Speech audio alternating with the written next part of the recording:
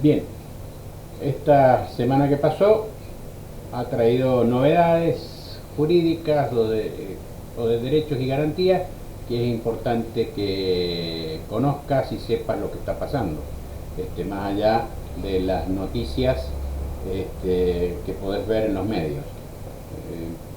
No se terminó, no se pudo avanzar con la ley de modernización laboral o reforma laboral, como le dicen unos u otros, siempre en este país con grieta. Se ha suspendido todo, por decir suspendido, se va a escuchar a todos y el 10 de febrero se piensa tratar esta norma en el Senado. Esto debido a que evidentemente ha habido muchas opiniones encontradas respecto a disposiciones de esta ley.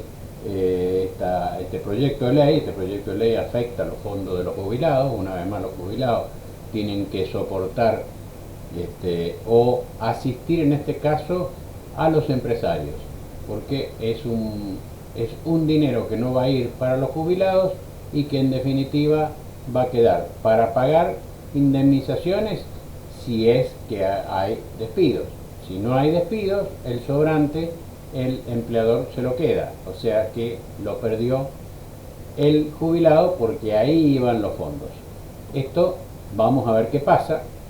Es uno de los tantos temas que tiene esta ley laboral, en donde se afectan también derechos y garantías de los trabajadores, algunos derechos adquiridos, otros que surgen de las convenciones internacionales y que no solo funcionan para los que ya tienen empleo, sino para los que vayan a tomar nuevos empleos.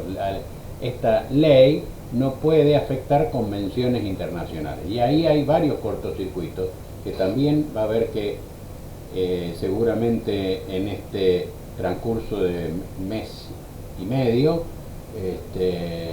escuchar a todas las partes para ver cómo se puede mejorar. No hay duda que hay que hacer cambios, que es una ley laboral la que tenemos, en donde en su tiempo no existía el home office, no existían una serie de adelantos que hoy existen, no hay, y nuevos empleos que no existían en ese entonces.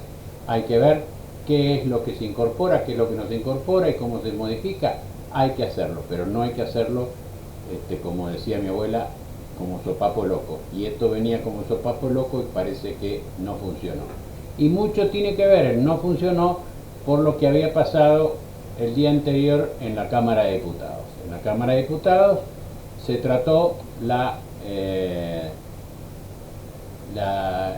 presupuesto. Y en el presupuesto, yo diría pícaramente, porque no hay otra forma de decirlo, me parece, se incluyó en un capítulo el tema de la discapacidad, el tema de las universidades, zona fría, con fondos que tenían que ver para la Ciudad Autónoma de Buenos Aires y otros ítems que como que no tenían mucha relación una con otro. Y esos artículos, en vez de decidir votar ese proyecto de ley de presupuesto artículo por artículo, se votó o se dispuso, y esto fue el oficialismo el que impuso esta posición, de que se votara capítulo por capítulo. Fue una encerrona en que el mismo oficialismo se puso un cepo, porque cuando llegó el capítulo ese empezó la discusión fuerte, porque obviamente el Congreso ya se había expedido respecto a discapacitados y ya se había expedido con respecto a universidades. Y no se expidió una sola vez. Ante el veto del presidente, con 2/3 de los votos, volvió a imponer su posición. Y no solo eso, tenían un fallo judicial que decían que debían darle el dinero a los discapacitados. Entonces, meter de esta forma en la ley de presupuesto la derogación de 2 leyes, lo cual sería inconstitucional, porque la ley de presupuesto es una ley anual que no puede derogar leyes permanentes. Bueno, hubiera sido un tema que si hubiera ido a la justicia nuevamente, pero no fue así. El Congreso rechazó ese capítulo. Por tanto, se mantiene lo que se había dispuesto respecto a discapacitados, se mantiene lo que estaba respecto a universidades, se mantiene el tema de zona fría, que obviamente acá en Mendoza nos preocupaba, y ha sido un revés fuerte para el oficialismo, muy fuerte. Tanto impactó este revés que repercutió en el Senado de la Nación, sumado a que en la parte final, a propuesta del oficialismo, se pone a votación 3 integrantes para el ente más importante, la Auditoría General de la Nación, el ente más importante para controlar las cuentas, controlar el dinero, controlar qué se hace con el dinero. 3 miembros para ese organismo que había que designar. Se hace la propuesta, y ahí, cuando se hace la propuesta, parece que el oficialismo había evidentemente llegado a un acuerdo con el famoso kirchnerismo. Voy a decir así porque reúne a todo esa parte de Unión por la Patria. Algunos pueden ser kirchneristas o no, pero bueno, ese kirchnerismo que tanto achacan, esta vez es socio del oficialismo. Esto provoca la indignación del PRO y de otras bancadas, Provincias Unidas, el PRO, el partido de Lilita Carrió, siempre me olvido.